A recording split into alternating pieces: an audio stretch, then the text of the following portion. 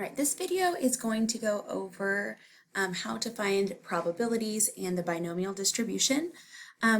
You will want to have StatCrunch open, and that is what I'm going to use in order to calculate our binomial formula here in just a minute. During our class time together, I can show you how to use the tables and as well as using a calculator if you would like that. Okay, so in this binomial distribution, we can say that if we have verified, which it's the same example as the other video, if we have verified that the situation is binomial, we can write it in this way, which means x is a random variable, and we're using a binomial distribution to talk about x. N is the number of trials, P is the number of successes. So in our example here about pancreatic cancer, I would write capital X is a binomial distribution with N equal to 200 and probability of success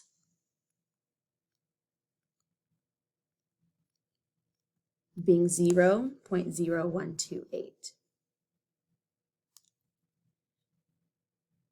You could use the binomial distribution formula in order to then calculate probabilities within that distribution. In our example, I know that N is equal to 200, and our probability of success is equal to 1.28% or 0.0. Let's write that again, 128. X is going to be given to us in the problem stem that we are going to be wanting to find. And then Q is the complement or the probability of failure. So I would do 1 minus this number.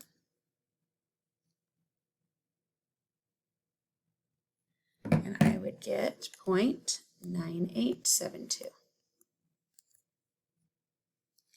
So in example A here, I want to know what's the probability exactly 3. So when little x equals 3, what's the probability that I choose this random sample of N, and out of those 200 people, exactly 3 end up having pancreatic cancer.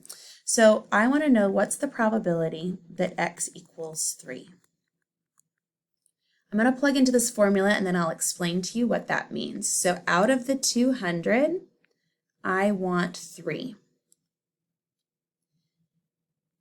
I'm going to take the probability of success to the third and the probability of failure to the number of failures that I would expect here. Now let's talk about each part of this formula and what it does in the context of the situation. If I had 200 people,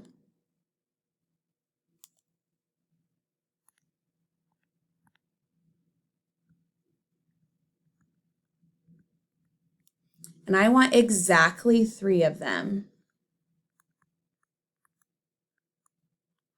to have this pancreatic cancer. Well, that might be the first 3, and then you would have 197 no's. But you got to think about that's not the only outcome that could happen. I need to know the number of ways of getting 3 successes and 197 failures. Well, we could spend all day trying to figure that out. However, this mathematical tool called a combination tells me what to do. Now, this combination is of this form. And you don't really need to compute this. Again, we're going to use StatCrunch or I can show you how to find them other ways. But what you need to know is that this piece finds you the number of ways, the number of listings, too far, the number of listings that could happen, because that implies order, and order doesn't really matter here. but then I have the probability of success, success, success, success, multiplied by each other because these are independent. Okay, and then 197 failures in this case. So that's why I have these pieces here. All right, if you pull up StatCrunch, there is a specific calculator within StatCrunch just for binomial probabilities. If you hover over Stat and then go to Calculators, we're doing a binomial distribution. In this case, n is 200. Our probability of success, I enter here, and I want to know the probability that x is equal to 3. The nice thing about this calculator as well is it gives you the overall distribution. And notice after about x equals 9 right here, we don't even have successes, and n is all the way up to 200. Okay, so lots and lots of successes, okay, people that would develop cancer between 0 and maybe 7, maybe 8. But remember, 0.05 would be our likeliness scale. So really once you get into 6, 7, 8, 9, like that's not going to be very likely to happen. All right, so this probability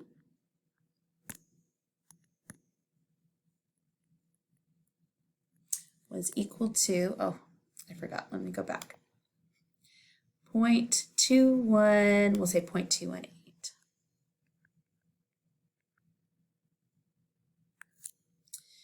All right, on part B, it wants to know what's the probability that between 2 and 5 people develop pancreatic cancer. Well, I need to find, let's maybe do like X and P. I need to find the probability for 2. I already know 3, 4, and 5. So we could go to our calculator and we could look at 2, and it says 25, 4.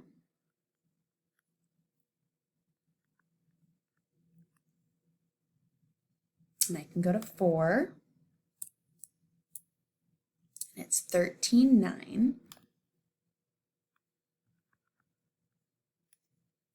And I can go to 5, and that's 0.071. Now, one thing to understand is because n is equal to 200, I could go from 0 and 1, okay, all the way up to 200. But in this problem in part B, it just wants me to know between 2 and 5. And I should have put inclusive. Okay, 2 and 5 inclusive here. All right, well, since this is a discrete random variable, I would just add these pieces here in order to find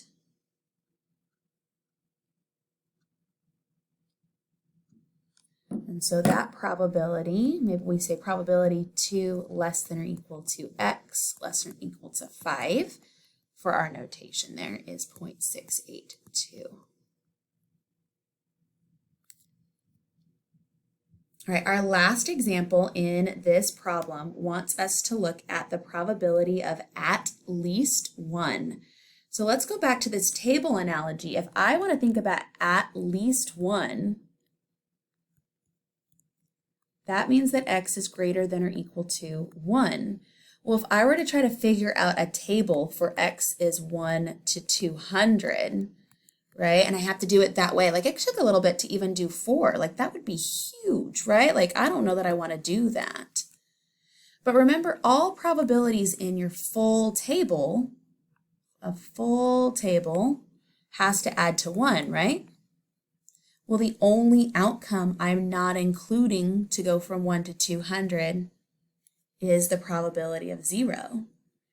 So if I find the probability that x equals 0, let's go find that. Okay, 0.076. So I know that that's like at this like 0 spot, right? Everything from 1 to 200 then has to make up the rest of it. So I can then find the probability that x is greater than or equal to 1 by just doing 1 minus the probability of 0. And that's a nice shortcut, especially when you have something this large, to be able to find the probability pretty quickly without having to do like 200 calculations, because that would be terrible.